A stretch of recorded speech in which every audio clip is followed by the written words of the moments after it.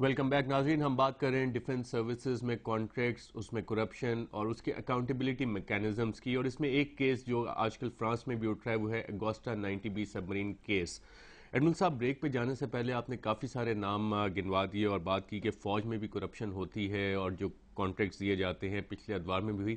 کون سے ایسے کیسز ہیں جس میں کہ کانٹریکٹس میں فوج کے اندر دیکھیے، کرپشن؟ جو تینوں مسلح افواج میں جن چیزوں کی باز گشت رہی، ایک تو ہوتا ہے کہ جی ایک تو میراجز کی ڈیل جو ہے فرانس کے ساتھ ہوئی. اس پہ ایئر فورس کے متعلق آپ کو پتہ ہی ہے کہ جو جب یہ لیے گئے تھے تو اس پہ کافی یہ ہوئی تھی، لیکن وہ دبا دیا گیا. اسی طرح یوکرین سے جو ٹینک آنے تھے اس میں بھی آپ کو پتہ ہے کہ اس میں بھی دبا دیا گیا. میرا مقصد کہنے کا یہ ہے کہ اگر کوئی چیز جو ہے وہ آرمی سے یا ایئر فورس سے یا دوسری سروسز سے کنسرنڈ ہو تو اس پہ پردہ پوشی کی جاتی ہے. اور نیوی کے کسی بھی، میں یہ نہیں کہتا ہوں کہ کوئی چیز ہر جگہ بری ہے. مثلا آج اگر آپ نیوی کی بات کرتے ہیں تو وائی اونلی کہ 28 ملین. ابھی تو دیکھیے ایک سرکاری گورنمنٹ ہے، ایک عوامی گورنمنٹ ہے، ایک جمہوری گورنمنٹ ہے. یہ کیوں نہیں منگواتے ہیں ڈیٹیل کہ فرانس نے یا اس کمپنی نے کس کس لوگوں کو کتنے پیسے دیے ہیں؟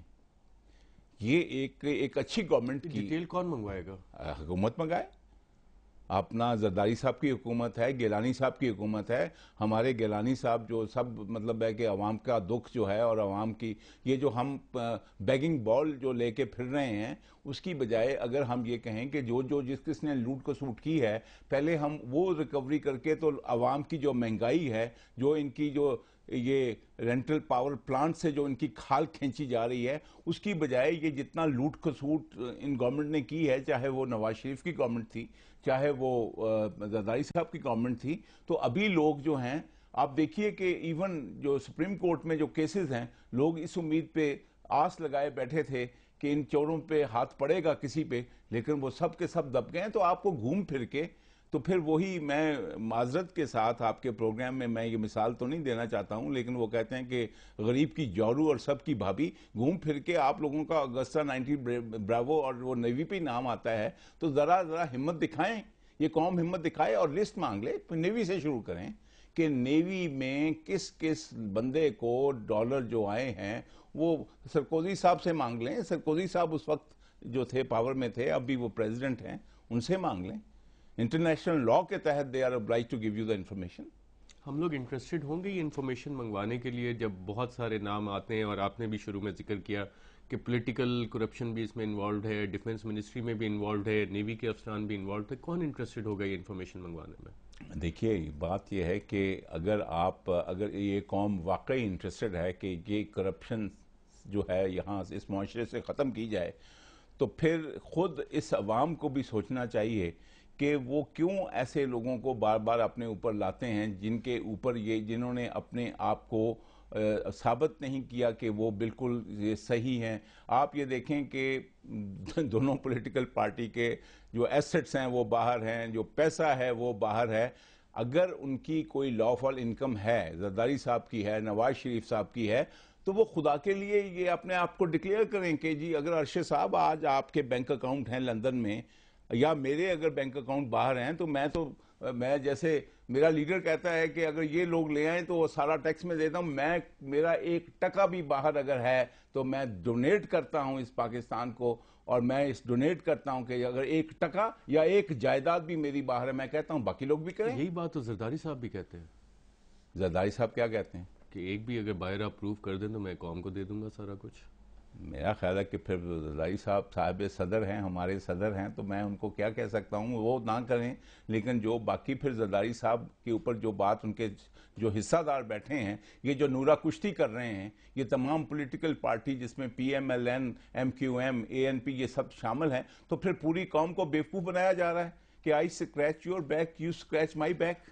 تو میرا مطلب یہ ہے کہ آپ اگر فوکس کرتے ہیں کرپشن پہ، تو ان پولیٹیکل پارٹی پہ بڑا ابھی ارشد صاحب ان پہ ذمہ داری ہے. بالکل پولیٹیکل پارٹیز پہ ذمہ داری ہے کہ اس کیس کی بھی اکاؤنٹیبلٹی کریں. اس میں ایک نام آتا تھا عامر لودھی کا. عامر لودھی کا اگوسٹا کیس کے ساتھ میرا کیا خیال تعلق ہے؟ عامر لودھی کا نہ صرف اگستا میں لیکن اور بہت سی ڈیلز میں بھی، بیکاز بیسیکلی جو ڈیفنس کنٹریکٹر ہوتے ہیں یا جو ریپو کرواتے ہیں منسٹریوں سے، یہ عامر لودھی صاحب آپ کو پتہ ہے کہ ان پہ بڑے، اور پھر یکدم یہ بالکل پس پردہ چلے گئے.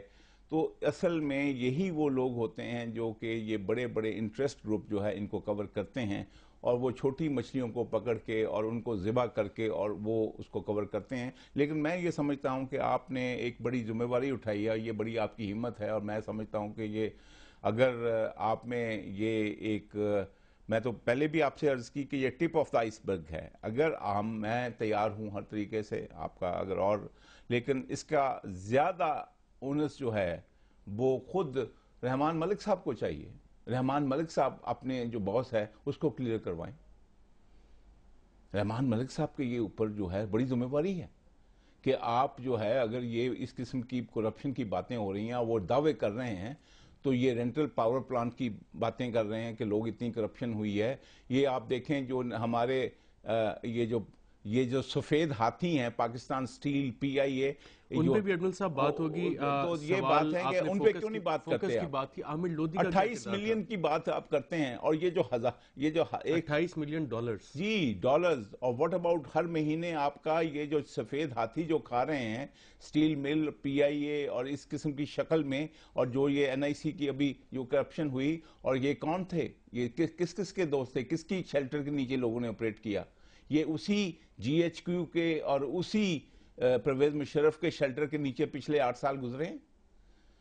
تو یہ بات آپ جو ہیں کہ یہ صرف وہ کہنا کہ جی ایک چھوٹی چیز کو پکڑو، آپ ریڈ بتی جو کراس کرتا ہے اس کو پکڑو، اور جو پورا وہ ریڈ ڈبہ کراس کر جاتا ہے اس کو آپ معاف کر دو۔ بالکل، جو ریڈ بتی سگنل کی کراس کرتا ہے اس کے خلاف تو پروسیکیوشن ہو جاتی ہے، لیکن جو بڑے بڑے سفید ہاتھی ہیں جو ملینز آف ڈالرز ڈکار جاتے ہیں، ان پہ سوال نہیں اٹھتا، نہ ان کے نام آتے ہیں۔